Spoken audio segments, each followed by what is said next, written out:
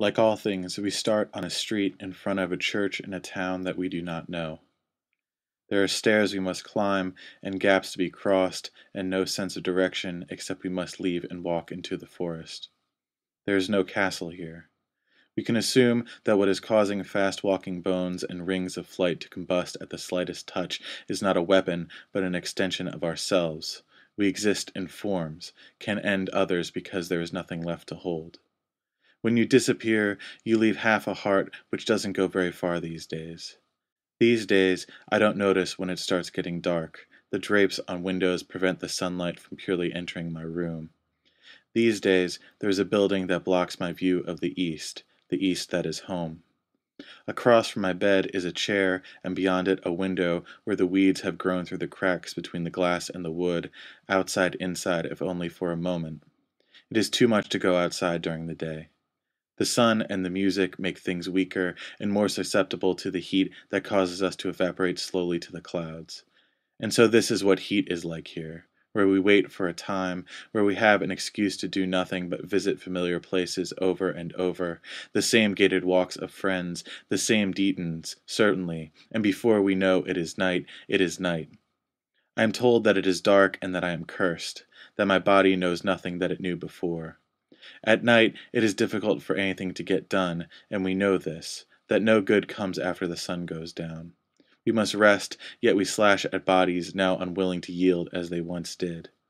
Things cause more damage after nightfall, after our strength has been halved by the process of the day, and still there is more left to lose. This is not a castle. This is a house. This is another house. There are no castles left save for one, which is in ruins. There is the running of ghosts and the breaking of walls. There is nothing to fear here, repeat twice. When you hold certain things, you can see things that are not there, and this is where we are, in a manner, in a house, in a matter of speaking. You and you and you and I are old. Backs are not what they used to be, yours from breaking candelabras in a castle, yours from moving yellow couches from consignment shops to other people's houses in hopes of leaving furniture behind before you leave this place for good, to go to a city where you can talk about this place as if it exists only in theory, so that's what's gone somehow gains in magnitude. You say you'll never return unless you are passing through, and I believe and envy your words, how you have the ability to leave without fear. When I was a child, I feared the words that scrolled in white, and so I refused to talk to people, to go up to them and press the button that would make them spell horrible clues, horrible lies. I paid attention to only the violence. I would jump into pools of water ad nauseam in hopes that I would fall through the water this time, one time at least, because repetition is what gets things done most days. In the town next to the end, the people tell us to leave, that we have been doing something wrong all of this time, our obsession of collecting and falling into spikes from trusting the sight of the ground. There is something to be continued, certainly, that the weather can pick us up at any given moment and bring us to a place where time does not move, day and night do not cycle, and nothing is protected. If we have enough hearts, we can get what we need to take what is not ours.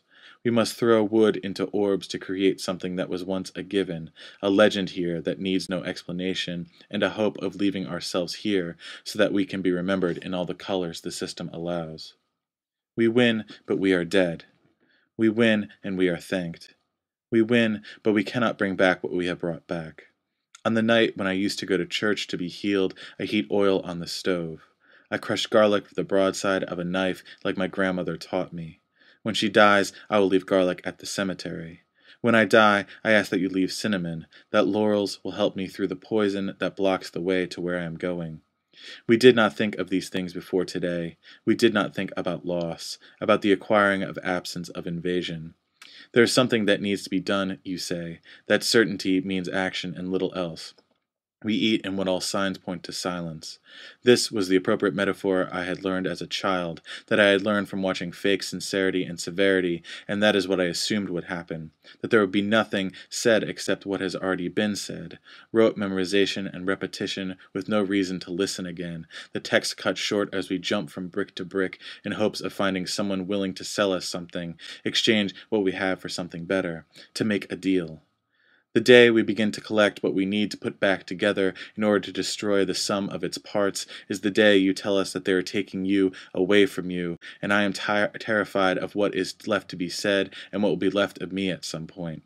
The second we see where what appears to be ground is not where ground is, we line the path in front of us with prayers and holy water, in hopes of seeing the fire at our feet, or else the sacramental flicker off screen.